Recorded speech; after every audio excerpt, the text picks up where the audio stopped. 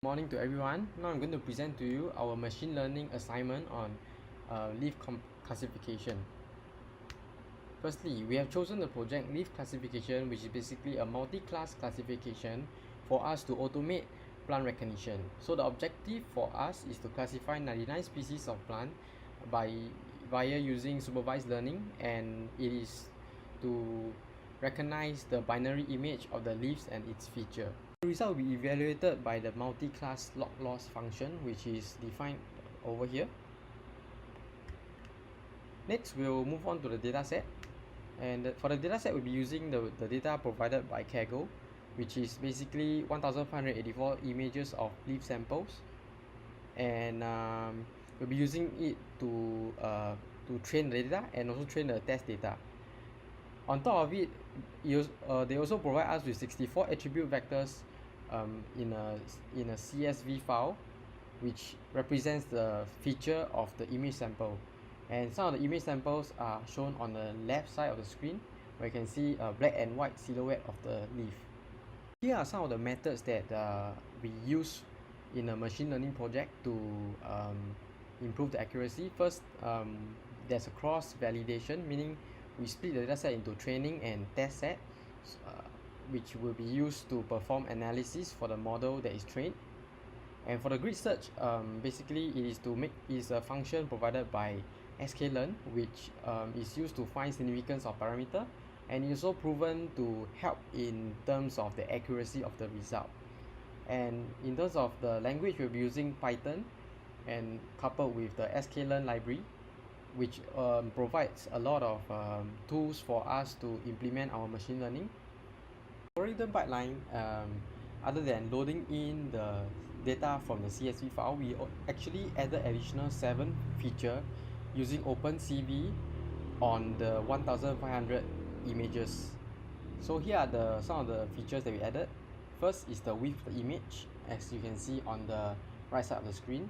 The height of the image, whether is the image horizontal, meaning is the width smaller or greater than the height, and the width to the height ratio, and also the moments using OpenCV to identify the leaf center X position of the contour and the center Y position, as well as the leaf hull contour area is to the leaf area contour ratio, which is calculated based on the OpenCV library. As you can see from the screen, the leaf contour area is outlined by the blue color line, and the hull area is outlined by the green line.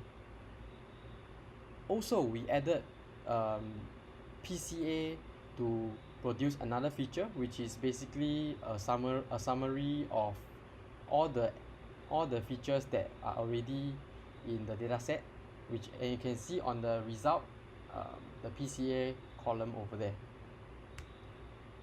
Next, we apply a classifier to the train set to train the model, and I have chosen 7 suitable machine learning classifiers. They are Gaussian naive Bayes, support vector machine, logistics regression, k-nearest neighbors, linear discriminant analysis, random forest, as well as multi-layer perceptron, which we'll go through at the later part of the presentation. And the last stage is to evaluate the classifier based on our test set that we have generated. And as you can see, after we use the test set to predict the result, we actually print out the accuracy and the log loss based on that result. Additionally, we also upload the CSV to Kaggle to check the score, and you can see over there with the score of 0.02635.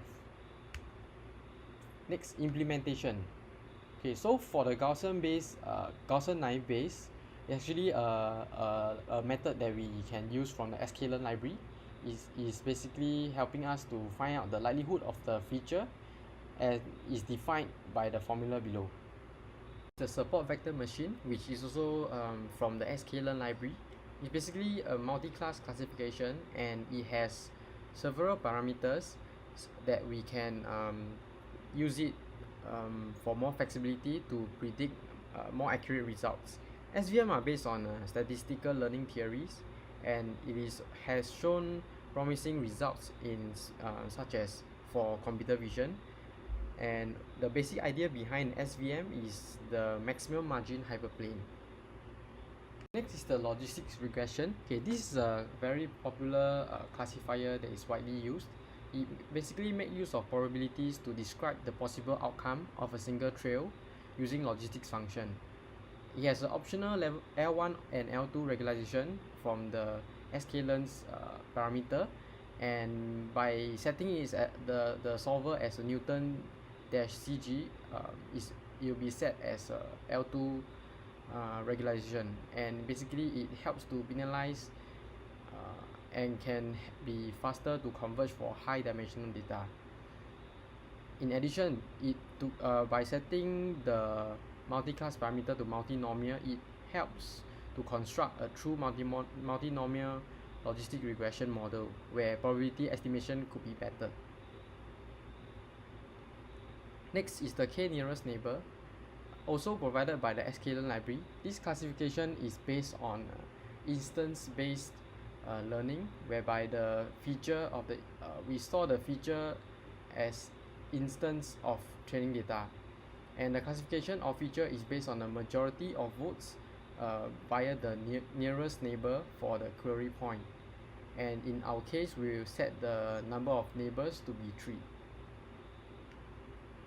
Next, linear discriminant analysis. Similarly, it's a method provided by the sklearn library. Its implementation can be derived from the simple probabilistic model, and it's a model as a multivariate Gaussian distribution with density. Its prediction is mainly obtained by using the Bayes rule. We have the random forest classifier. It's also provided by the sklearn library, and it's an algorithm which is based on randomizing the decision tree, and each tree is built from sample drawn with replacement from the training set, and by splitting of a node is random subset of the feature, and it's not the best split among all features. Next is the multi-layer perceptron, in short MLP. It's a classifier also from sklearn library, and it's based on a learning algorithm that learns a function based on dimension of inputs and dimension of outputs by training the dataset. What's different from this and logistic regression is that in between the input and output layer, there are like hidden layer which are like what we call black box, and the output values are transformed from the values of the last hidden layer received by the output layer. So after we have trained the model and we have tested the model for accuracy, we proceed on to save the result as a CSV file so that we can upload it to Kaggle for additional scoring. And the results, the results based on the 7 classifier that we have tested out with our test training set. And as you can see from the accuracy, support vector machine and random forest has the highest in terms of accuracy at 99.49%. However, if we look at the log loss, logistic regression performs better than SVM and the random forest. It has a log loss of 0.0211 based on the test set that we ran on the model, and when we upload the CSV file to Kaggle, we get a score of 0.02635, and hence we can see that logistic regression has a higher score, which if you look at the Kaggle leaderboard, it is in the top 20%. By implementing the new 7 features by using the OpenCV library, it helped us to improve the accuracy of the trained models, and by comparing the various machine learning classifiers, we're able to know which one of the classifier can perform the best for our dataset. And by making use of the standard scalars to process the dataset, it can make more efficient computation. And cross validation and research help us to improve the accuracy, the performance of the model.